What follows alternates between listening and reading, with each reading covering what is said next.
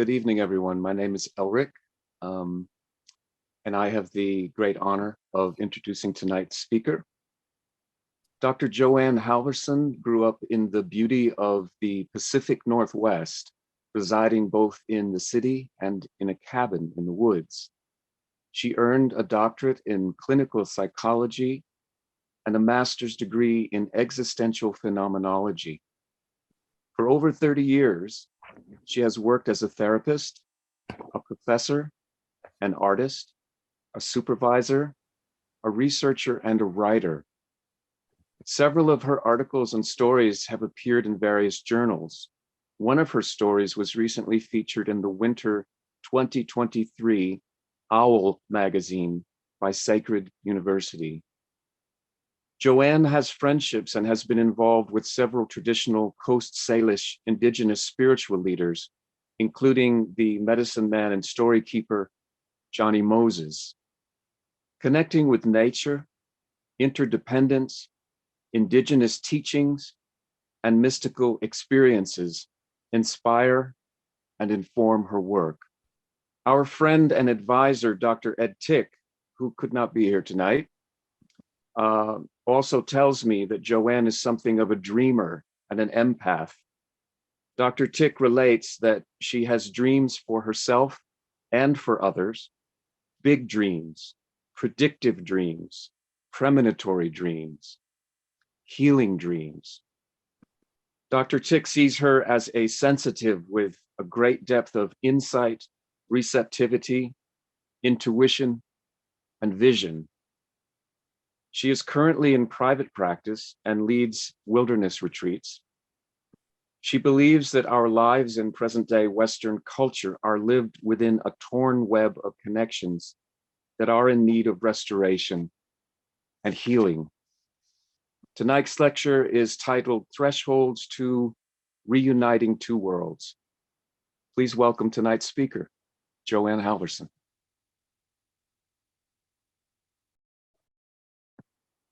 Thank you. What a moving and beautiful introduction, and a thank you to the spirit of Dr. Ed Tick from Greece. And I'm going to start where I didn't expect to start, because it seems that the great realm of the soul and the mysterious is much bigger than I am. So I'm not starting with the introduction that I had planned. I'm starting with an introduction that came about through synchronicity and through a big dream. And it was Ed communicating with me this morning from Greece, who encouraged me to share this dream. I told him the dream because he was in it. And as you will see, it's very much related to the threads that weave together in this talk. Apparently, this talk is not all in the hands of my rational mind. And so let me explain to you, or describe to you, the dream. It's twilight and becoming darker by the minute. I am with Ed Tick and my adopted brother and native teacher, Johnny Moses, a Coast Salish traditional medicine person. The three of us are alone in a quiet, dark place in an open field at night. And we are leaving a long wooden table where during the day many people were gathered. This large group of people were playing the ancient gambling game called the bone game, or the hand game. It's a traditional Coast Salish game. And as we are walking away into the quiet, it's very still and quiet in this mysterious kind of gathering darkness. We all feel very peaceful. We've won the game. But winning in the Coast Salish sense of the bone game, from my understanding, is not about somebody being over someone else. Everyone in the community who plays the game wins. because the bone game was created. I didn't know this until this morning and I looked it up. The bone game was a gift from the creator, as the Coast Salish native people say. Go ahead. To help them avoid conflict and war. So the game was played with singing and drumming, and whoever won, the outcome was good because it avoided conflict, intertribal conflict, personal conflict. So it was a ritual of conflict, not resolution, but avoidance. But it was also considered a game that reinforced the need for humanity, for human beings to be the caregivers of the earth. So this is the dream. When someone else that I know is in my dreams, I have a feeling that the dream may be for them as well as for me. And so I got in touch with Ed, left him a message telling him the dream. And that's when he encouraged me to share the dream with you today, because I do think it is, I think he's correct. It was a foretelling of this talk and weaves together various themes. But the other thing that Ed told me was that there was a bone game in ancient Greece. Now, I don't know if any of you know that, but I certainly did not know that. And that bone game in ancient Greece was used as an oracle of foretelling. And I had no idea. So this is my experience of synchronicity and the big dream connected with our shared time together today. And so a little bit about what we'll be talking about today, about thresholds, portals, doorways between the material and the spiritual world, or between the soul and the mind. There's a worldview that separates materiality from the soul. That's more in our Western worldview.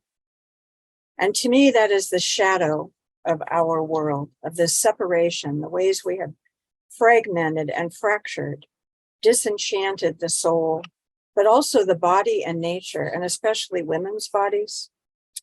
Nevertheless, we all have entries to find our way back to broader perspectives and a richer life experience.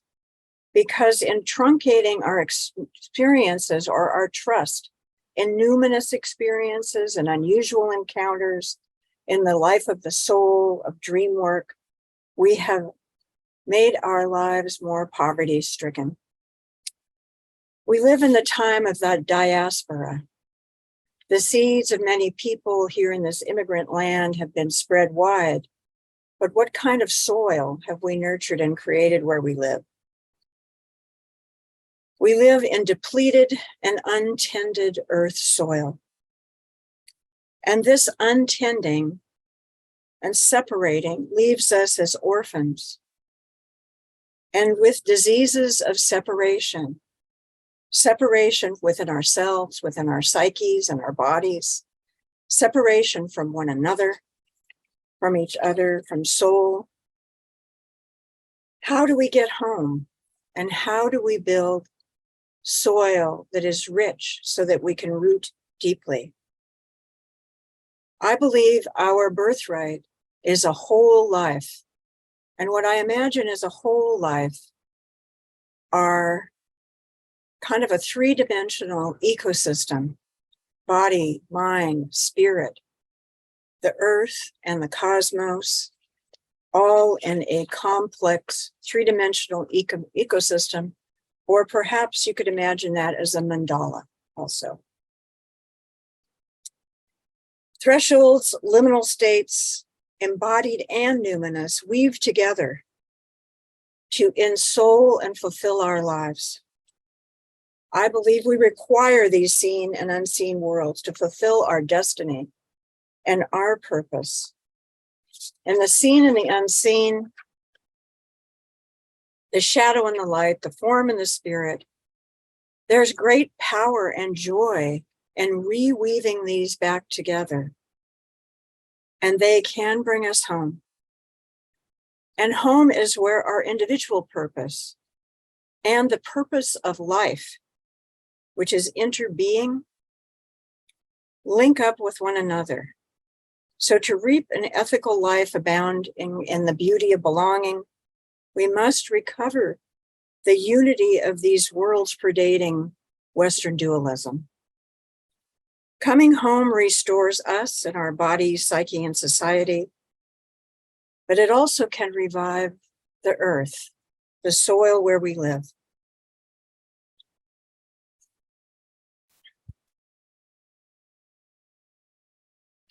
Thresholds are multidimensional. Before we look at these, let's take a moment and bring in an invocation, a blessing, a meditation for our time together. So if you would, put your hand on your heart or both hands on your heart. We can share this journey of linking the present and the numinous, the body and the numinous, best through the portal of the heart and not the rational mind. So I want to share with you the Take Care chant. This is an ancient chant from the Salish people. The Salish people, the Native American tribe, the Salish people, lived primarily in the San Juan Islands off the coast of the Pacific Northwest. The Take Care chant. First, I will speak it in Salish, hoping that I speak it as correctly as I'm able to. Then I'll translate for you. So just take a moment to breathe, to relax, to center yourself, to receive the Take Care chant. Shawentik went si selt siam. Shawentik went ni sali. Shawentik went kla comment. Take care of Creator. Take care of the soul. Take care of yourself. I haichka si selt siam. Thank you to the great mystery. I also want to emphasize the take care of yourself. But one of the most powerful teachings of the indigenous people is that you must love yourself as part of loving all creation.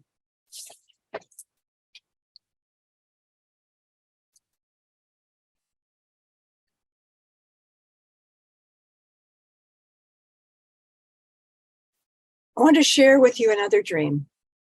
So this is a dream from my childhood that has informed my own purpose in life and how my purpose connects with the larger purpose of our earth and our cosmos, our world.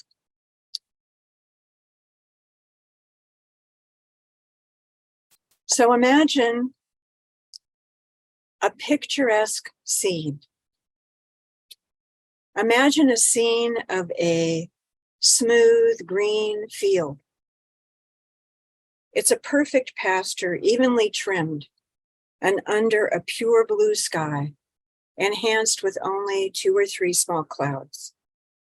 The field is mowed like a golf course. But at the time, I didn't know what a golf course was when I had this dream. In the middle of the scene is one large, perfectly symmetrical apple tree, full of glossy green leaves and interspaced perfect red apples, ripe red apples. They seem to be in a flawless kind of balance, shining their glory. There's nothing else visible in the scene, just the green field with the apple tree in the middle. And then A woman, sluggish and weary, walks across the field. She walks to the center of the scene, to sit beneath the apple tree. She is wearing androgynous clothing, a white stiff cotton jacket with a gunmetal stethoscope around her neck and dark slacks. She sits beneath the tree in the exact center of the picture, and leaning back against the trunk of the tree, she closes her eyes. Minutes afterwards, there's a man following into the scene, and he strolls past the woman lying against the tree, sitting against the tree, rather unconcerned and harried. He has a bizarre visage. He looks like a monster because he is wearing a dove gray gas mask over his face.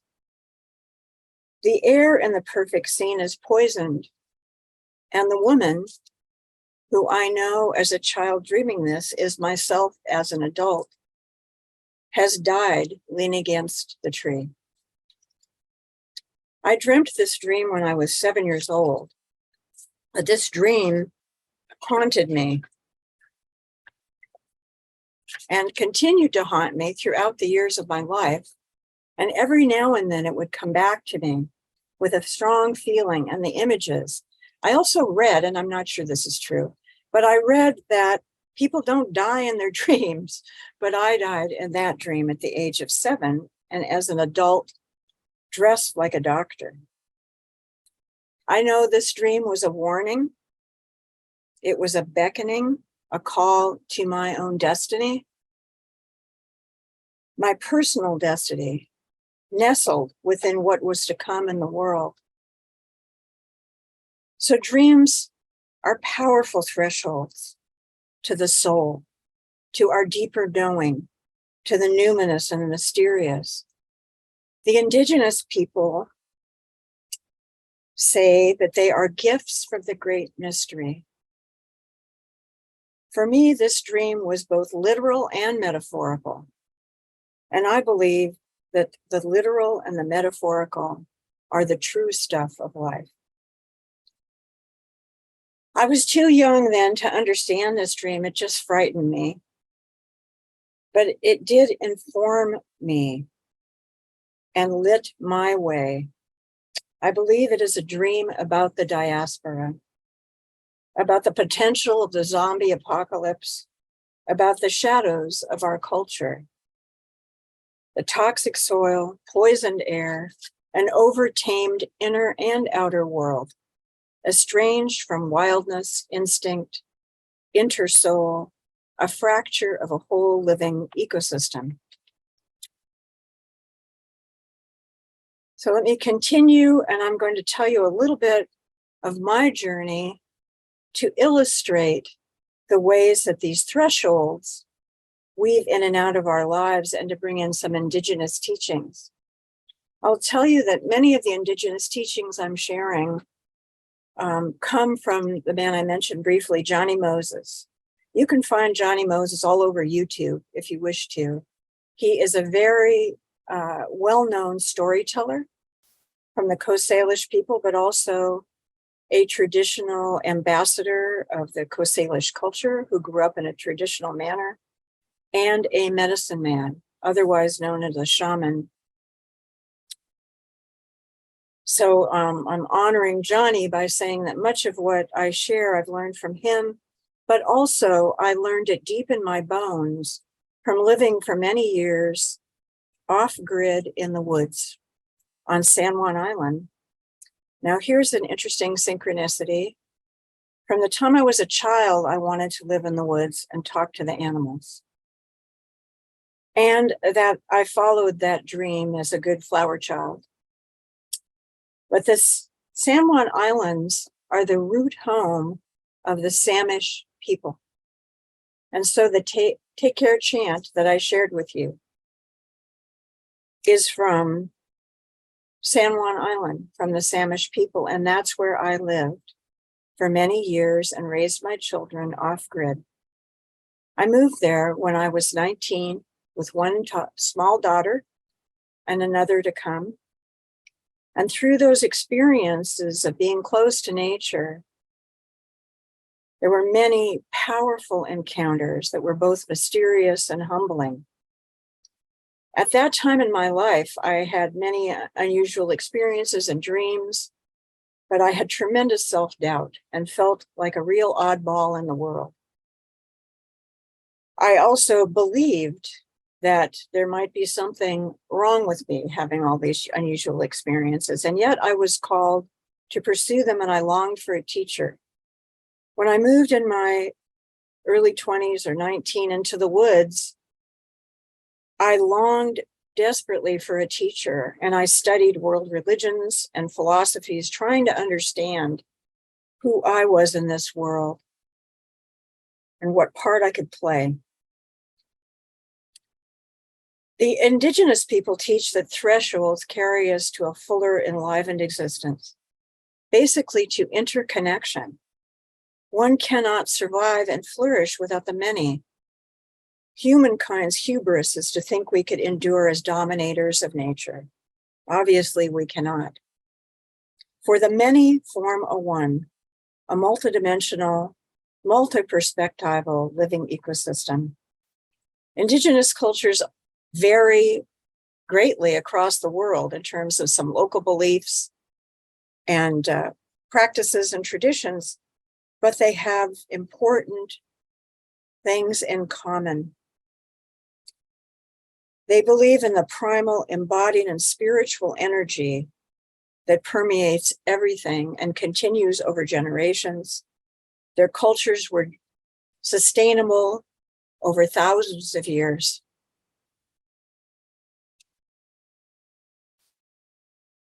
Let's look at some of just an outline of the thresholds. I'll talk in a minute about dismemberment, being taken apart. You might call it the dark night of the soul. Sometimes it can be a spiritual emergency, or what's also called, at times, a brief experience of what looks like psychosis that takes people apart, but allows something to come in. Silence. Do we have enough silence in this world today in order to experience other ways of being? Put down our technology. Silence, prayer, meditation, contemplation, synchronicities, our bodies, our felt sense, our inner knowing, mystical revelations and experiences. Also, archetypes and myths, teaching stories, fairy tales, epic stories. I'll come back to what an epic story is. That's an indigenous Coast Salish tradition soon. And also theater, which I know Ed Tick has mentioned, the use of sacred theater and sacred drama. Also, eco-spirituality, interactions with other species, perhaps even stones, elements, other aspects, kinship in nature. And then again, devotional practices, rituals, ceremonies, prayer and meditation. Again, I must think that's really important because I put it twice. Anyway, also, numinous experiences and connection to the soul can come through the arts, through dance, music, poetry, and finally, plant medicines. And I will say that although many indigenous cultures use plant medicines, and I have met some of those traditional medicine people, the Coast Salish people did not. They relied a good deal on ritual, ceremony, drumming, dreams, vision quests, and other experiences to enable a portal to what they would call the spirit world, the numinous, the soul. All right, this is a picture of the inside of my cabin on San Juan Island, which is still there, the cabin my first husband and I built, and began when I was 19 years old. When I moved to the cabin, I also entered a very difficult time, a time which I would describe as a dismemberment, a time of entering the wilderness, the darkness, deep connection with the earth, which was very beautiful and humbling, but also powerful pain and darkness. Both of my mother and my first husband at the time were in the midst of addictions. It was a very difficult time for me in my early 20s and a difficult time for my daughters. It was like a time of going into the underworld, of journeying down deep into some of the most shadow work of myself, my family, my legacy, but also our culture. Because as I became more familiar with the natural rhythms of nature, my worldview began to shift from a hierarchical worldview to a more circular, spherical, or global worldview. I believe that at this time of entering the underworld, I was also taken apart. And being taken apart, being burnt down to ashes, being pulled apart, is one way to recover the essence. Or if you're not annihilated, one way to make the ego less prevalent and bring out the essence, the soul. The ego is challenged, and then the soul may be freed. Not that I don't still have an ego, but it's certainly changed markedly during that time. And the soul rises from the shell of the chrysalis of the ego into a butterfly. And as you probably know, the butterfly is associated with the idea of the psyche and of the soul in many cultures. Recall I told you I had been really longing for a teacher, for help.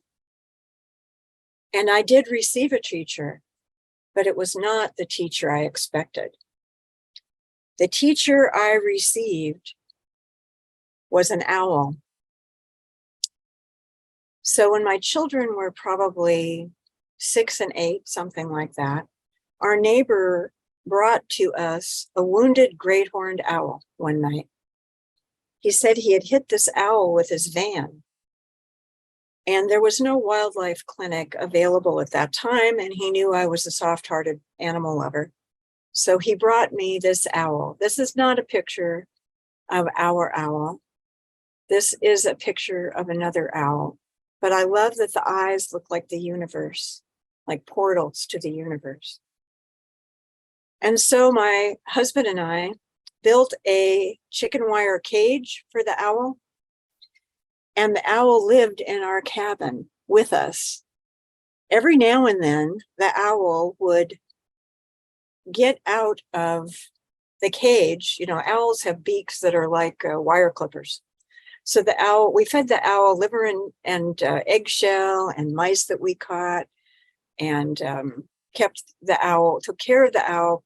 And the owl would break out of the cage and sit on the tallest chair in our little cabin living room, presiding basically over our household. I was very scared of the owl, this huge predatory bird. The owl was reticent with us, but over time, over the winter, the owl had come to us in the fall, lived with us through the winter, and somewhere along the line, the owl and I became friends. One day I got the courage to approach the owl. You know, they can see so far and wide. Not only can they see in the dark, they can move their heads so far and wide. So I was able to approach the owl very carefully so she could see me and pet her head. And she closed her eyes like a cat. And then I could pet her breast. Now, she was a big owl. Great horned owls are one of the largest species of owls. I think snowy owls are just a little bit bigger. So this owl became my greatest teacher. And I believe she taught me about navigating the dark. The medicine of the owl is wisdom, seeing in the dark, leading through the dark, navigating in the dark. My friend Johnny would say this owl is my spirit helper, a spirit power and ally. These spirit powers for the indigenous people are also called your gifts. They're given to you as gifts, and they're your gifts to use to help the world. And indeed, I became a psychotherapist and a professor. And my first work was with grief and loss, because I was widowed a few years after, at a young age, and left my life in the wilderness to return to Seattle and complete my education so that I could feed my children, but also I believe it was a calling. Owls are also feared in many native cultures. They are also called the harbingers of death, but also those who deal with grief and loss and the greatest darkness in humanity. There's a wonderful book called I Heard the Owl Call My Name.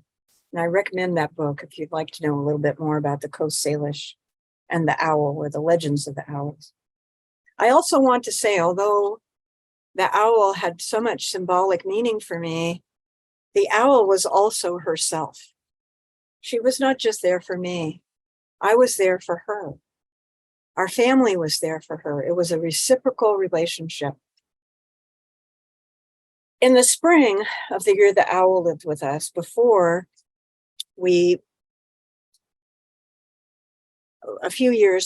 couple of years before,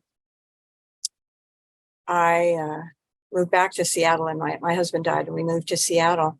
That spring, after she'd been with us a few months, I had a dream that I saw a dock out over a very still lake at night, and a beautiful white owl flew out over the dock and out to the west.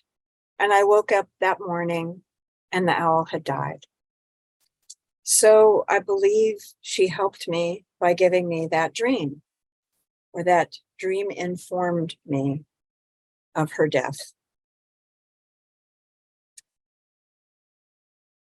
So here is some of how my worldview shifted by living in nature and by these encounters. And I'll just let you look at the picture. I think it pretty much speaks for itself. As we know, the dominant worldview that we lived in is a hierarchical worldview that puts human beings at the top. And it's also been a pretty patriarchal worldview, and one that has been very violent and difficult for indigenous cultures all over the world and other marginalized people, for nature, and also for women, because women are often considered aligned with nature, or have been. But there are great lessons of living through the darkness. And here's a few Coast Salish teachings shared in various circles by Johnny Moses. I do want to say that many of the teachings are not just to me personally, but he has shared in various ceremonies and circles that he leads, and throughout the West Coast, actually, from Canada and down into California, where he now lives in California. But some of the Coast Salish teachings about darkness that can be valuable for us, because we're all going to experience both darkness and light in this world. The darkness wants you to think there is only darkness. The next teaching is to thank your suffering, the suffering that teaches you to be strong, that opens your heart, that helps you to be more compassionate towards others. That's a gift of suffering, to be strong or more compassionate. And along that line, here for the Coast Salish tribes, many of them used to bathe in the Salish Sea, also known as Puget Sound, year round. They would jump in the water. It's very cold. I imagine you can imagine that. It's very cold water. They would jump in the water year round, And that was a practice that they would do to strengthen body, mind, and spirit for the sake of their people. It was not said for the sake of oneself, for the sake of the people. Another teaching is to never pity yourself, because pity weakens you. And I must say, when I was in my 20s, I felt a lot of pity for myself. And this teaching is very helpful.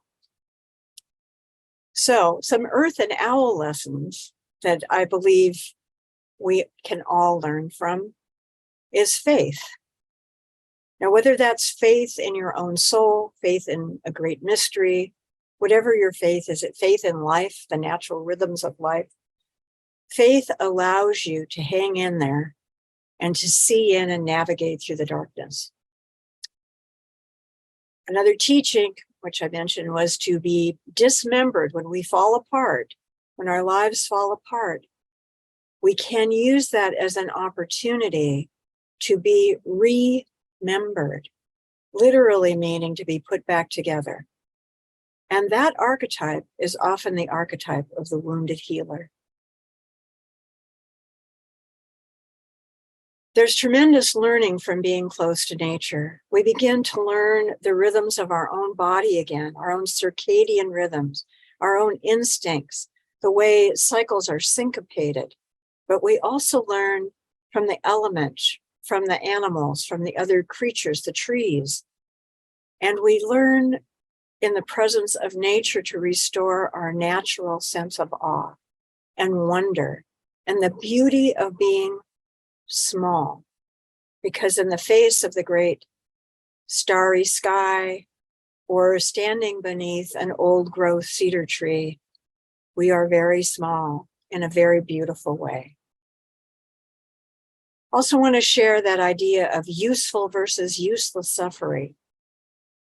Now, this is actually a concept from the philosopher, my favorite philosopher, Emmanuel Levinas, who wrote primarily about ethics.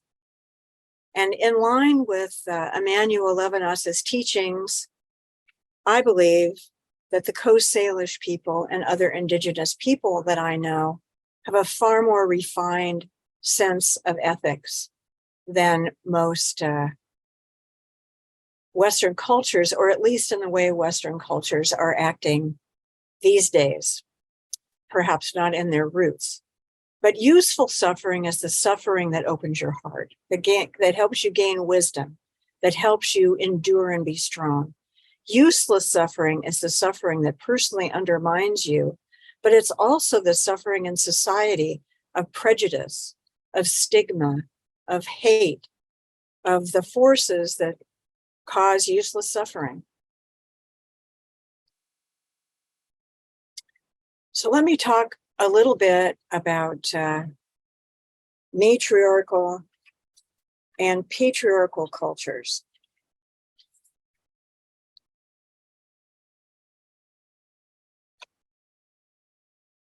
I feel extremely fortunate to have lived on the ancient Samish land, where for thousands of years the matriarchal Samish people lived. Matriarchal cultures are not the reverse of a patriarchal culture. The women are not on top and the men down below. Matriarchal cultures are egalitarian versus hierarchical. They are founded on relationships and not on rules. Power is derived from relationship and interrelationship and not from dominance.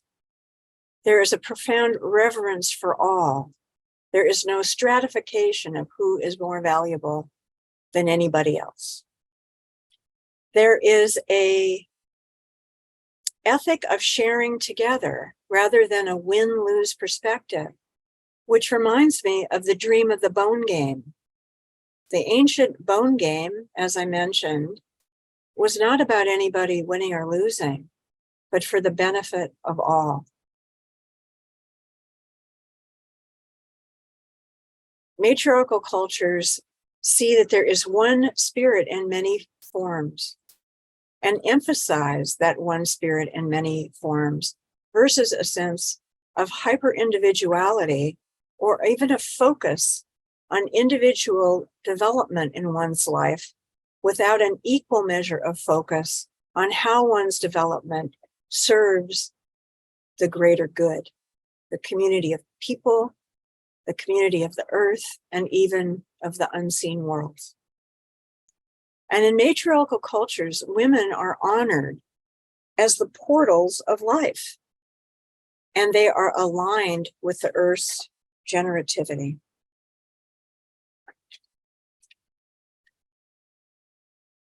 For me, later on in my life, I became involved with Johnny Moses and his ceremonies and circles. And that was a profound healing as a woman, but not only as a woman, but as a person who loves the earth. So I put up a symbol of a rainbow. This is an actual photo that I took that I'm very fond of, because the rainbow is a symbol of thresholds too, of the bridge between this world and the other world. You'll find that symbol of the rainbow in many, many cultures, from Tibetan cultures to indigenous cultures. I also want to go back to my own life story a little bit and say that in my 30s, after I completed my education and became a therapist and a professor, I studied with the first Coast Salish elder that I knew. His name is Roy Wilson. He has a website called the Rainbow Tribe, if anyone wants to look. And not long after that, in my 40s, I went on a pilgrimage with Ed Tick. And some of you know Ed Tick, and for those who don't, he leads groups to Greece for dreamers. And as a lifelong dreamer, dreams, as you may have noticed, for me, and I'm sure for many of you, have been powerful guides, mysterious guides in my life. So I went to Greece with Ed to honor Asclepius, the god of dreams and healing. But the day before I boarded the airplane to Greece, I walked in my favorite park here in Seattle, down by the water, and a big barn owl flew right by my face. That seemed pretty auspicious, but what I wasn't prepared for is that in Greece, I met another archetype that was so important to my life and connected my experience with owls. And I wonder if some of you can guess who that would be. So it was Athena. Athena, the goddess of war and wisdom and crafts. In Greece, I had many powerful dreams, but meeting Athena was extremely important to me and propelled me in that sense of expanded identity with the help of that archetype, expanded my work and my life. When I came back from Greece, I studied goddess religions, and I moved into working with veterans. And for a time, my major work was working with veterans. And to work with veterans, you have to know how to be in the underworld and how to be in the dark. Then I met Johnny Moses. And the rainbow to me is that bridge from that time of moving into a deepening of my own path and my own purpose of being here. I had a beckoning dream about Johnny Moses the night before I met him. I was invited to go to a storytelling event. I had never met him. I hadn't seen a picture of him. And I dreamt some of his life story the night before I met him. And so, of course, I knew this was an important teacher for me. And although I am an outsider, I felt like I was no longer an orphan after having lived and gained a deep intimacy with the earth through the land that I lived on and still have, where I now run retreats, and through connecting with the Coast Salish indigenous teachers.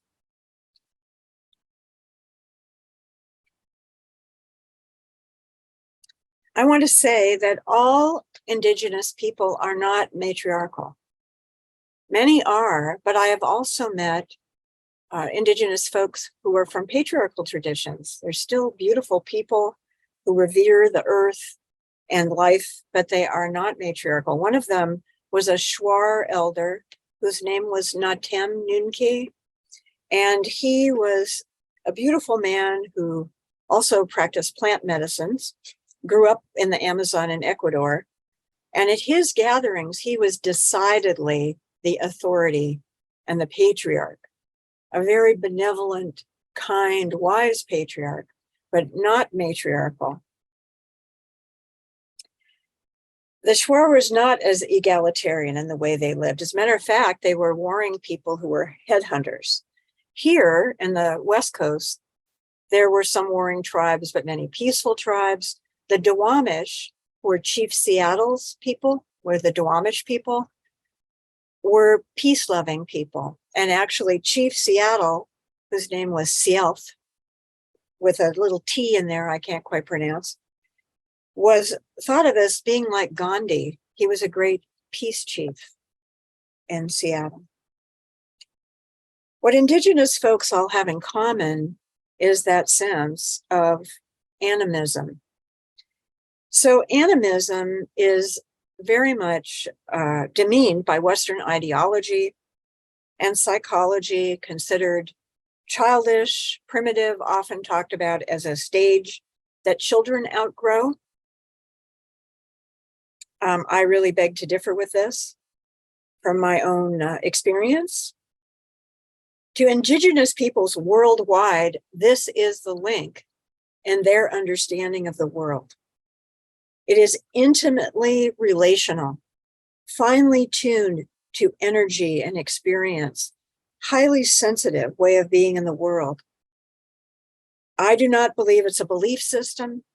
I believe it is a knowing based on experience over thousands of years and handed down as eco-wisdom that maintains the web of relationships through generations. Indigenous matriarchal traditions are particularly attuned to the weft and warp of right relationships, of interbeing, archetypes, embodied wholeness in the realms of the soul.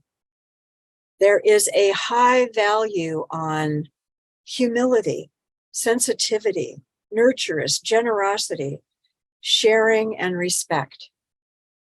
And this shows up in their teaching stories, which are also, like Aesop's fables, stories with a message, often stories with a lesson about being careful of arrogance or hubris.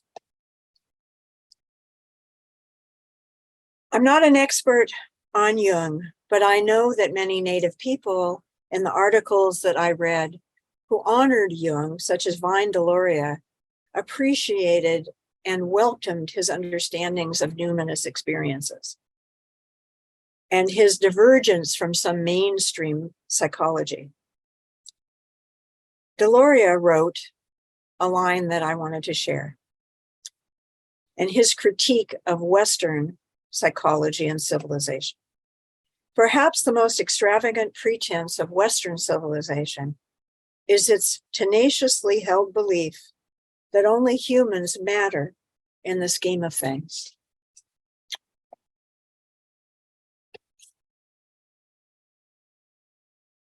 So, after returning from Greece at a time working with veterans was near the time that I met Johnny Moses and began attending ceremonies and circles, many of which were at this medicine house on one of the local reservations. A medicine house is like a longhouse. And this is a picture with Johnny in the middle with his young relatives. At those circles, people are all ages are welcome. And so pardon the fuzziness, but you have a sense of this sort of beauty of community with Johnny. Here's an example of a beautiful message from the matriarchal culture. So if any of you are interested, and I'm happy to share with you later too, there is a book that has been published and it's on Amazon. It's out there in the world. that is a transcribed epic story. Now, the epic stories I'll describe in a minute. Some of them were up to a month long. That's a story told every day in community. This little teaching comes from a transcribed ancient epic story of the Samish people of the San Juan Islands, and the book was called The Medicine Clothes That Looked at the People. Here's a teaching from the book that I particularly loved because it shows the non-violence innate to this culture, the forgiveness and mercy innate to this culture. It says that the elders taught people to befriend your thoughts. You were to tell yourself, if you had an angry thought, I forgive you, angry thought. You're just an angry thought. You don't know any better. Or I forgive you, my sad thought, because you're a sorrowful thought. So I forgive you. And that sense of forgiveness rather than berating oneself softens those negative emotions and thoughts. Far from being primitive, the native people were advanced in their sensitivity. Johnny Moses has said in many circles, Christians have 10 commandments, but our people have thousands of commandments, also called taboos in some instances. I remember being at a gathering once where an elder chastised me for the way I put out a candle because it was not sensitive to the flame of the candle. That's a little example. For me, being with the matriarchal people, I said, was a deep soul renewal, soul healing, perhaps soul retrieval. A soul retrieval from the disempowerment of walking as a female person in this life.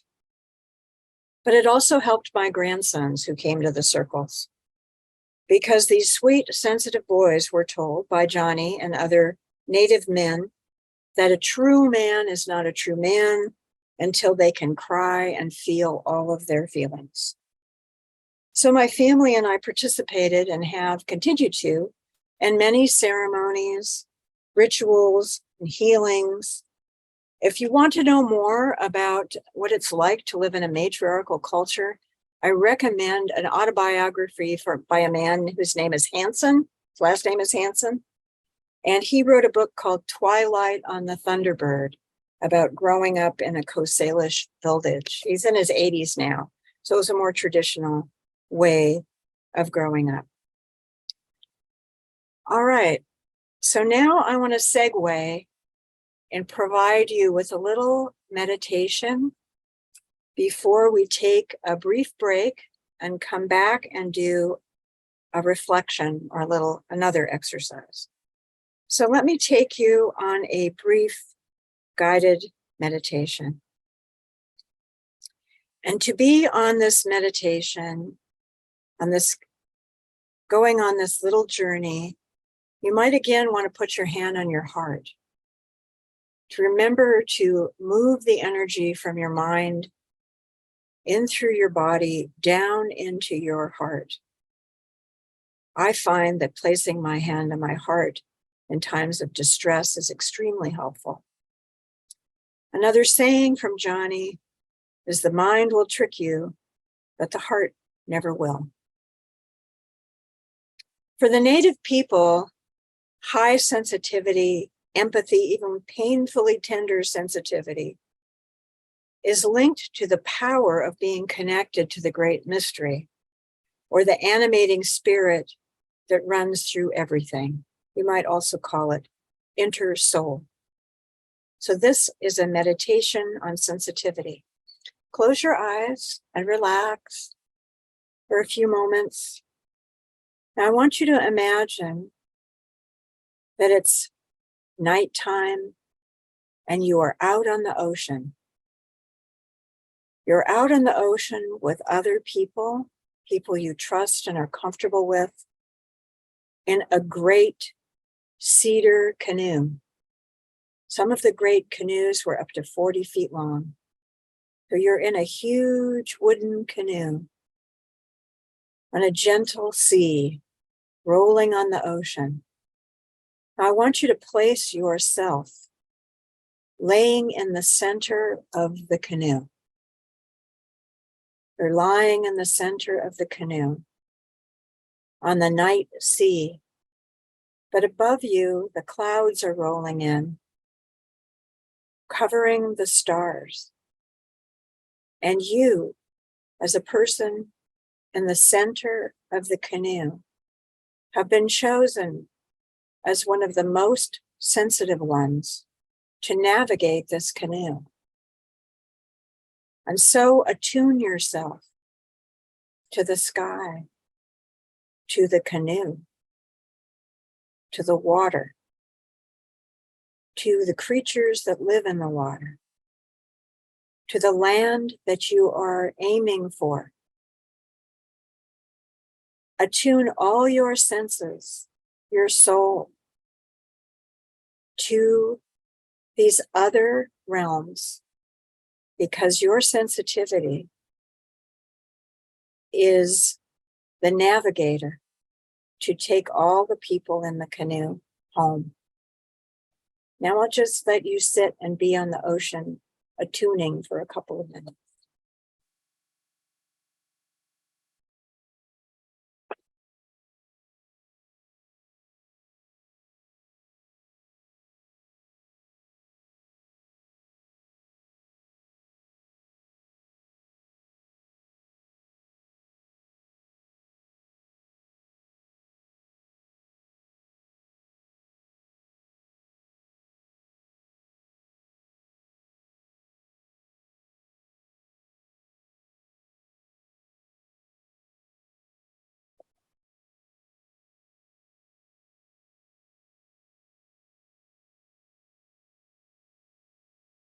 All right, just slowly come back. Let's slowly come back together. Come back from the canoe. You could go back to that canoe at any time. Be out on that beautiful sea. Now I'd like to take a little bit of a break, just for maybe 5 minutes, and then we'll come back and I'll share a reflection for you to write and ponder. Then we'll have some breakout groups. So let's see, what time is it? Let's come back at 7 after 5. How's that?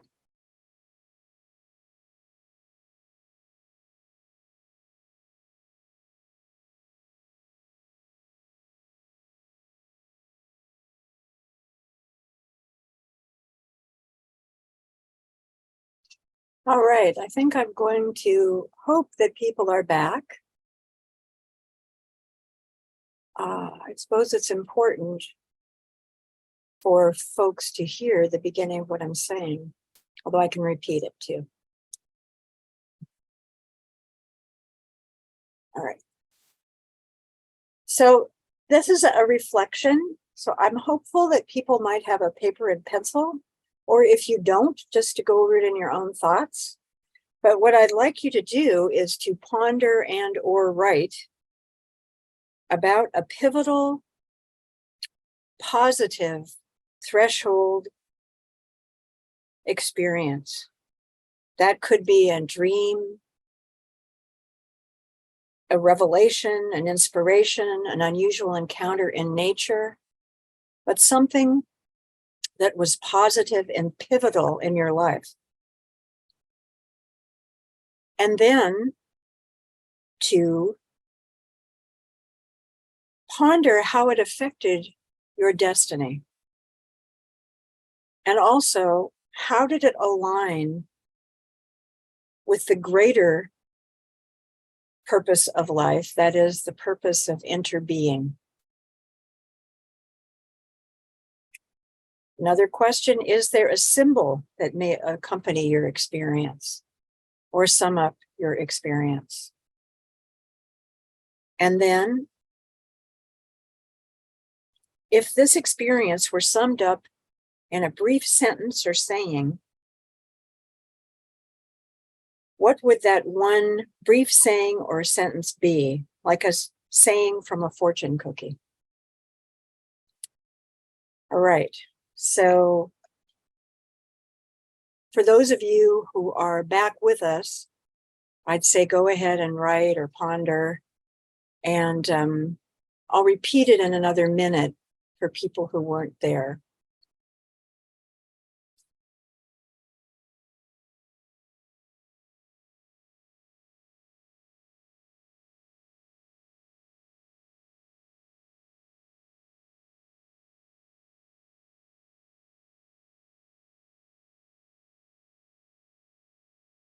All right, I'm going to repeat it one more time. Andrew, can you tell how many people are back with us? We have 33 people in the room. Okay. All right. So I'm going to repeat it one more time.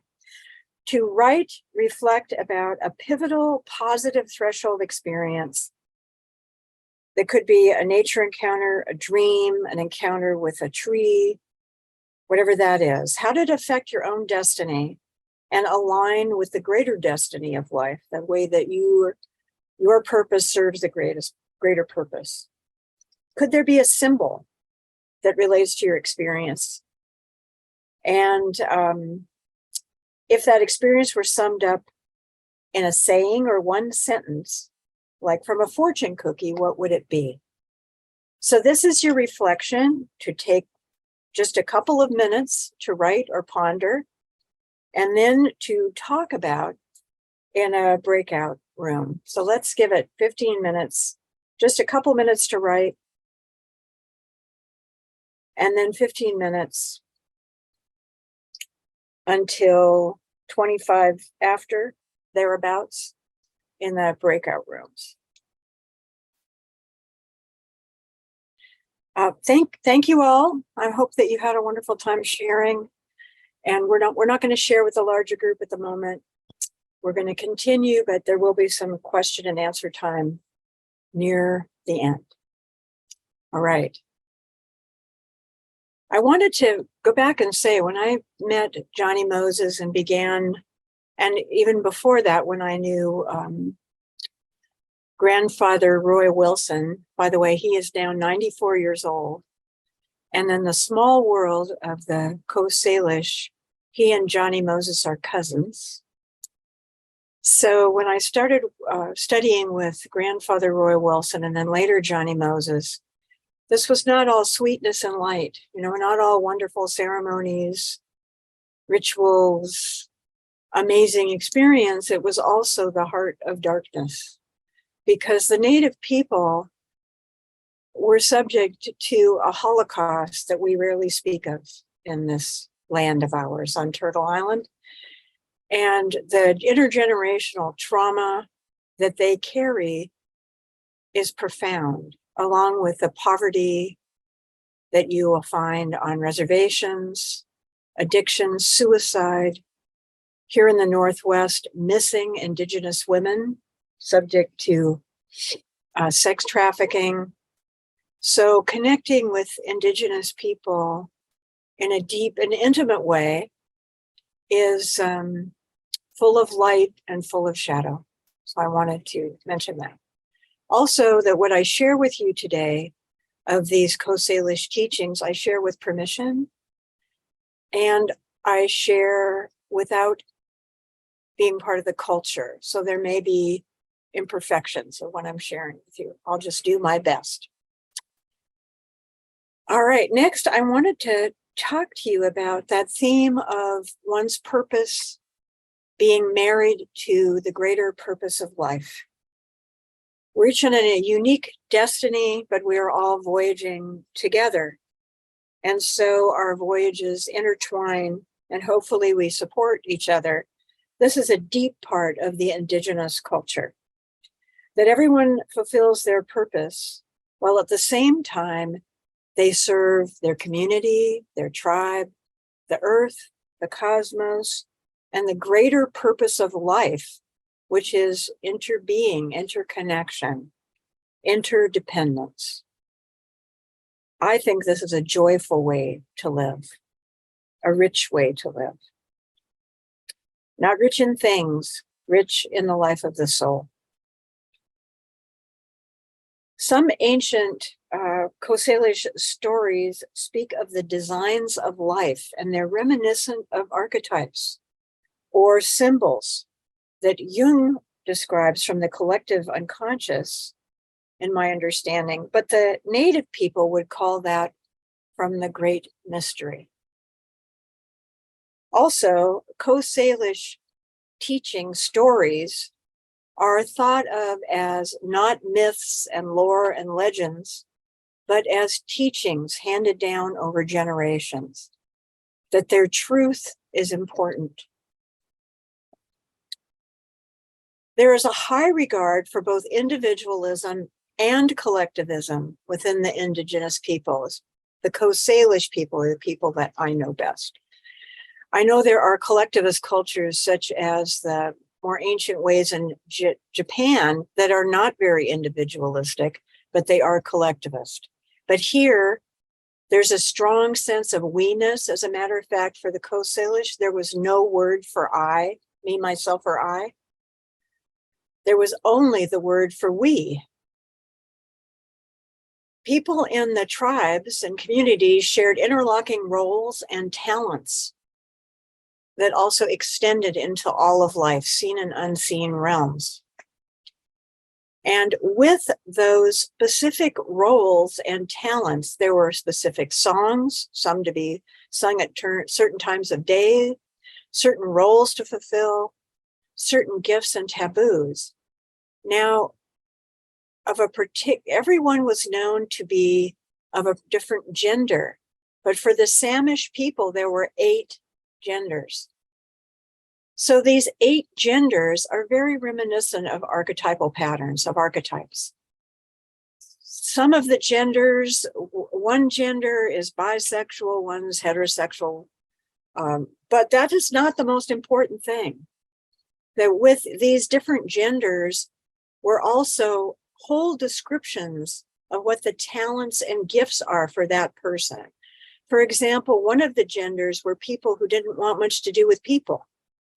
They liked being in nature, but they were hermits, and they served their purpose for the community by meditation, prayer, kind of an energy connection, but they did not interact much with people. There were also ceremonialists. One gender were called the ceremonialists, and they had particularly important roles in rituals and ceremonies. There was another gender that is particularly gifted in helping people who are suffering or depressed. So 8 genders. And I find it very interesting that in this time of the world, the issue of gender and sort of a diversity of ways of being in terms of one's gender aware of living seem to be rising up again from the great mystery or the collective unconscious. So what I share with you about the gender teachings is like a Reader's Digest version. It's very, it's just an overview with a few ideas, because the gender teachings are considered extremely sacred, and they were hidden and guarded. And of course, they were also hidden and guarded because they would be so misunderstood by missionaries and settlers and colonizers. And so people were in danger. I remember one brief story that Johnny told that's a true story about missionaries who came to a tribe, one of the Coast Salish tribes, I don't remember which one. And the missionary said, "Take us to your leaders." So they kept bringing the grandmothers forward, because for the Coast Salish tribes, often the leaders were women. And as a matter of fact, there were women leaders alongside Chief Seattle that we don't hear of in history because they were women. So there were women leaders and teachers brought forward to the missionaries who kept shaking their heads and saying, "No, show us your chiefs." So they finally brought a man leader forward, and the missionaries accepted that. And then the missionaries wanted all the women to go live in one tribe and all the men to live in another. So they were guiding people to these different places they were going to live apart from each other, the two sexes. And one of the women came up to the missionary and lifted her skirt up high and revealed that she had the genitals of a man. And the missionaries were so appalled that they left and didn't bother those people again for a long time. But her gender identity was as she had lived as a woman and as a healer in that tribe all of her life. And to the native people, she was a woman. But her genitals said something else, and the missionaries were appalled. So that's one little gender story. All right, there are also, for the Coast Salish people, that were reminiscent of archetypal stories, myths, and all that they bring to us about how to live and teach us, handed down over generations and generations. They say that some epic stories are thousands of years old. And these stories share guidance on right relationship, the power of inner being, and of other beings that we may see or not see. I want to tell you about the first epic story that I went to, because story is in some ways not giving justice to what the epics are. They are really rituals, ceremonies, very elaborate events. So the first epic story I went to in the medicine house, which a few slides back, you saw the picture of Johnny with the children in the medicine house, which is actually a huge, long house, very, very big. And was the first time I was there, and I went and sat quietly. It was all lit up by candles. It's totally off grid. And then Johnny came in to start the story. And first he did his meditation, invocation, prayer, whatever you'd like to call it. Then he did some drumming and singing.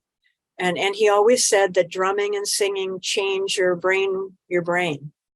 So they get you out of your thoughts and into this altered state that you're ready for a ceremony or ritual. So Johnny would start to tell the story. But what he would do is he would tell a little section of the story. For example, so the grandmother, Indian doctor, also known as a shaman, is visiting the land of the people of the whales. And then she meets these creatures on the shoreline. So she'd tell like a little bit. I'm making that up, by the way. That's not a real story. You tell a little snippet of the story and then go around the room. People are all sitting in the circle, maybe 30, 40 people, and break people up into 4 or 5 sections. And he'd say, okay, now you all sing this part of this song. And he'd say, la, la, la, la, la. Everyone, la, la, la, la, la. Then we go to the next 4 or 5 people, you sing, ho, ho, ho, ho, ho. They do that, and so on, pardon my singing, around the room. And then everyone sing together. So what you get is something like singing row your boat, row your boat in rounds. Everyone is carrying the song in a circle around the room. So the story is told in sections, like chapters. The song that goes with that section of the story. And next there's a dance. Johnny is a 2-spirit person, male and female, and he would dance as beautiful as hula around the room, show people the dance, and then those who were drawn to dance someone would keep singing and drumming, and everyone would get up and dance, whoever felt like it. And by then everyone is so much of one mind and one heart and altered. And it was one of the most powerful, beautiful experiences I have ever had. So that is epic stories. They are lived stories. And for the native people, the stories are known as being alive. They are living stories, and they are lived and carried on by the people. And so these gender teachings and epic stories, they unite the community, and they bring in all of these various threshold experiences. They're powerful experiences about the archetypal journey, and the journey that combines our individual purpose with a communal purpose, a cosmic purpose, an earth purpose, a sustainable purpose. I wanted to show you this slide which is a painting that I did, actually, yeah, watercolor crayon years ago. And I think it says down at the bottom, '03. So 2003, just about a year before I met Johnny Moses. And I wanted to say that, like a dream, sometimes art comes through as a threshold experience, as a foreshadowing, because as it turns out, this painting is very much in line with a very sacred Coast Salish story that's called The Maiden of Deception Pass. So I don't know if I'll have time to tell you that story. I may come back to it, or you can look it up if you'd like to. But it also foreshadowed a medicine name from the Samish people that's related to the Maiden of Deception Pass, which Johnny bestowed on me in a very complex initiatory ceremony, maybe 6 or 7 years after I painted this painting. So like a dream, art may be a threshold as well. Okay, let's see how we're doing for time here. Okay. I wanted to just touch on, before I just open it up to questions and answers, whatever anyone would like to share, if they have a question, and that is to say a little bit of something about the shadow. Because part of the shadowland of our society, living there are women, the earth, the body, especially indigenous people, but also other marginalized people. In some ways, the shadowland is about instinct, the present, rather than the future. Being more than doing. The early settlers, many of them, demonized and demeaned not only Native people, but the wilderness, considering it the realm of the devil, the feminine, the sensate, the earthly, the non-rational, the primal. However, there are stories that many early settlers, not, I don't know how many, but quite a few of them went to live with the Native people because they found that they liked their way of life better. So I think it was Benjamin Franklin who made a comment about how many early colony people deserted the colonies to live with Native people. So there were people who were drawn to that lifestyle. Still, it's a terrible Holocaust and in the soil of the earth that we live on here on Turtle Island. And the other piece that was so devastating for the earth, for all of us, and especially Native people, was that the sacred was thought to be in the sky. In the monotheistic religions, there are some wonderful things about monotheistic religions, but in truth, that much of the idea of most theology of monotheistic religions puts the sacred more in the heavens and less on the earth. There are exceptions to that, but in general, that is a truth. And so there are shadows within us, but there are also shadows that need to be illuminated within our society. And the picture that I put up in the background was from another gathering in one of the ceremonies where there was an amazingly beautiful sunset.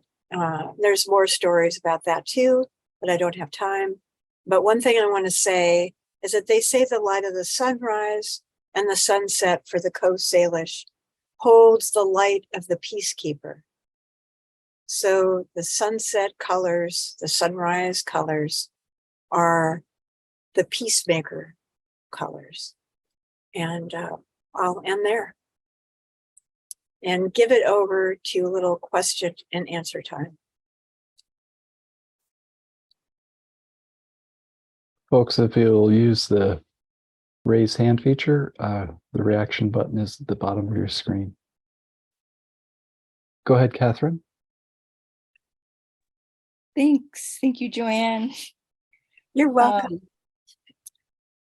I was wondering if you could speak a little bit about the intersection of the West and maybe more indigenous ways of thinking, specifically in terms of I'll just put it out there, like, I feel like as I embrace more of my gifts that can support the world in ways that are transpersonal or spiritual, I know that these come from spirit and that they are for the world, but my ego comes in and it becomes about me, you know? So there's, I think I've said enough, but if you could just respond from your knowledge base about that. Yes, I actually was thinking about something quite like that earlier, Catherine. So I'm really happy you asked this. And what I was thinking is when I first started, well, not early in my childhood, I had no idea what was going on. And my parents were doctors, so they didn't have a context for these experiences. My father was a psychoanalyst.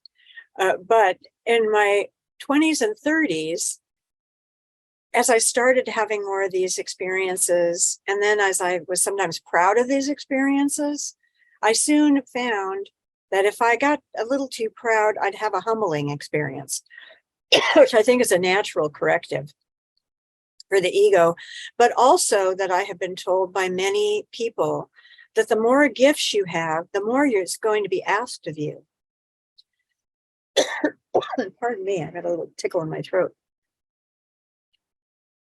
So, sort of like, be careful. The more gifts you have, whatever that is, because they are meant for the community or the greater good, the more you're going to be asked to work. So, the more light you have, the more you're going to be asked to work in the shadows. And I think I'll leave it there.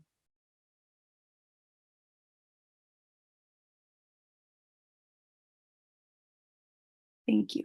You're welcome. Go ahead, Christine.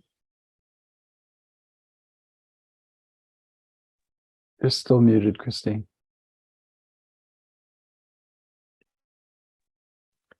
Joanne, you used the term inner being. I wasn't always sure if it was interbeing or inner being. Interbeing. Interbeing. I know Thich Nhat Interbeing. Yeah. Hanh uses that. I wondered if you could just say a bit more about what that is in your perspective. Okay, to me, really, the model of an ecosystem is the best understanding of that. And that, but it really, I think of it as a three-dimensional or multi-dimensional ecosystem that we live within, which includes realms we can't see, things that are unseen, the numinous realms, mythic, archetypal, what maybe would be called the collective unconscious, or the great mystery by indigenous people, but also our experiences on Earth, our embodied life, our connection to everything. You know, we breathe the air because there are trees. It's pretty simple. You know, we eat food because there's dirt, and we become dirt. So it's this sort of three-dimensional ecosystem over time and space that just is. And that's my understanding of interbeing, interconnection. I think that's the best way to put it. Or the other way to think of it could be also like kind of a three-dimensional mandala also. Thank you. Thank you for asking. Christian, go ahead. Well, first of all, thank you, Joanna. That was a wonderful presentation, really rich, and I will feel it scintillating in me for some time. Because you live out, I live on the East Coast, and so you're a long way away. Have you written anything that we could read? Are there articles or talks or a book or any? Where are you with your public? Yes, I actually forgot the very last screen share for some reason that had my information on it. So let's see if I can give it to you. But yes, I have written some. Oops, where did I go with that? There. So the picture, this picture is of Johnny Moses and I when we went to visit a grandfather, Roy Wilson. So that's what that picture is. That's Johnny, and you can find him all over YouTube. But I have written articles, and my dissertation was called Walking in Two Worlds. But I also have quite a few stories that have been in the publications by Sacred University. Now, I cannot vouch for all of the stories coming out of Sacred University. Frankly, some of them sound a little new agey that I'm not too happy about, but some of them are quite beautiful. Like the most recent book coming out is called Sounds. And there was one called Signs. And that book on signs, I wrote about my experience with stones and fossils. So, and there was another one called Animals, where I wrote about the owl, our owl family helper.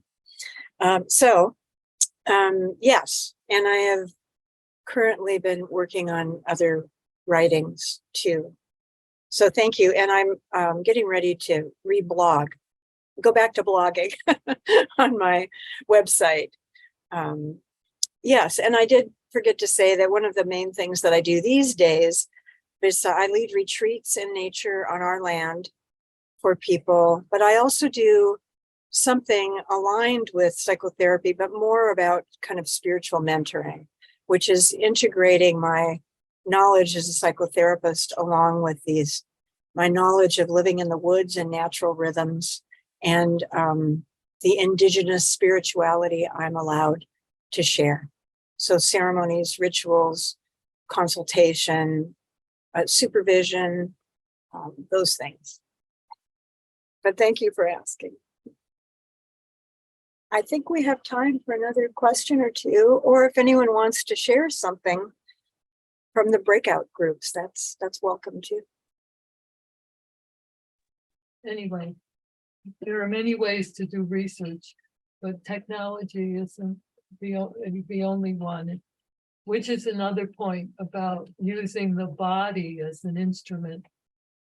And this thing about being embodied, which it's so wonderful to hear you talk about that and the information that comes from being embodied and interconnected. So it's a whole other world you talk about, and I feel you were blessed because you were you, but also that you had the time in nature and the time with this indigenous group. And I wonder how, if you have would say anything about how it is that you are interconnected and as you are, and then function in the Western model. And did you said you went to school, college?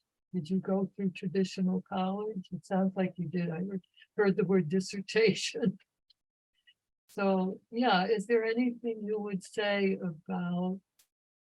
Yeah, so I really appreciate you mentioning the body, because I think, as I mentioned at the beginning, I think dualism, separating the body and the spirit, body and soul, form and matter, whatever you want to say, is part of feeling like we're in the diaspora, where things feel fragmented and we're separated from ourselves and each other.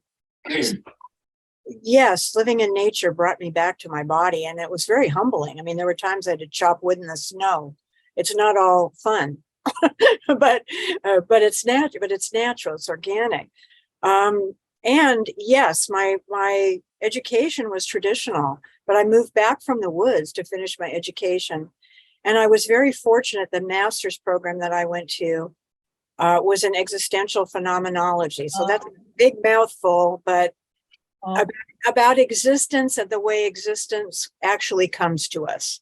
So it was a perfect program for me and a perfect segue into understanding Native people.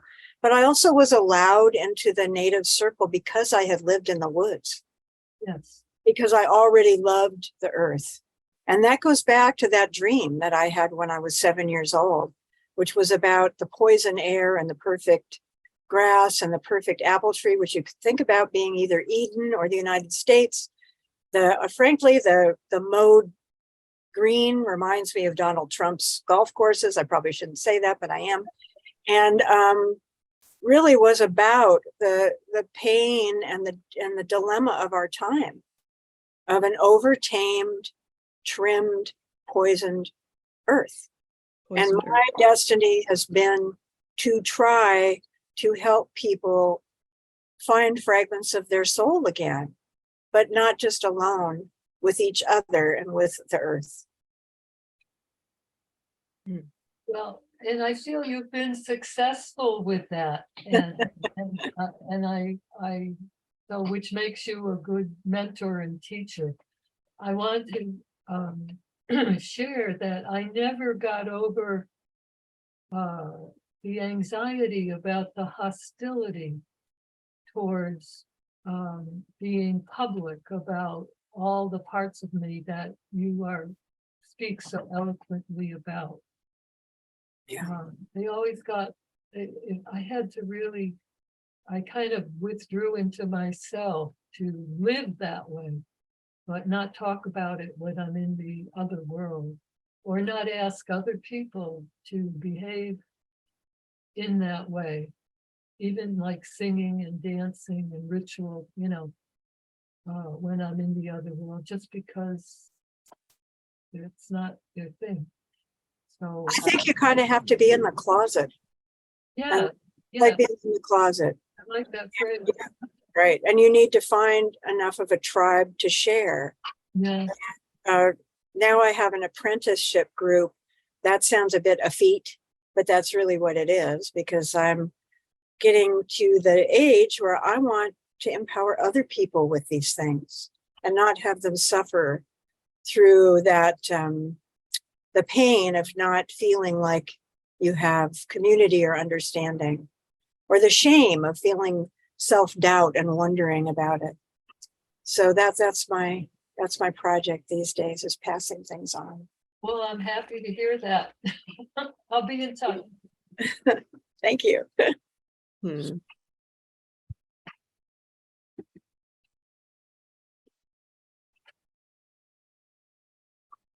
think I'm still there. I see two hands, or a hand. I think it might be me. Can you hear me? This is Allison. I can hear you, but I can't see you. I know I can't see myself either. I was thinking I haven't seen myself all afternoon. I'm not sure I'm even here. That's kind of an interesting place to be. It's not bad actually, but I'd love to see you. I mean, I love seeing you. Thank you so much for this wonderful opportunity.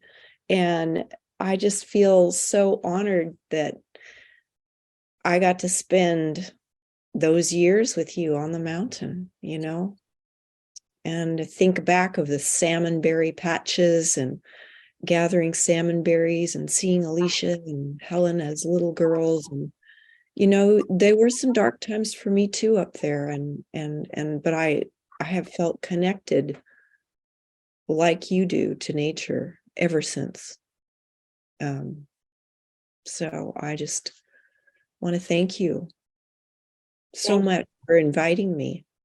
I took pictures of all of your slides except one, which I'm happy to send things on. I can send things later. Yeah, thank you. Thank you, Allison.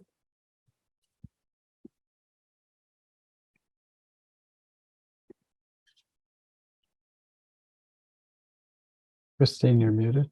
Just wondering, I'm just checking to see if there are any other questions.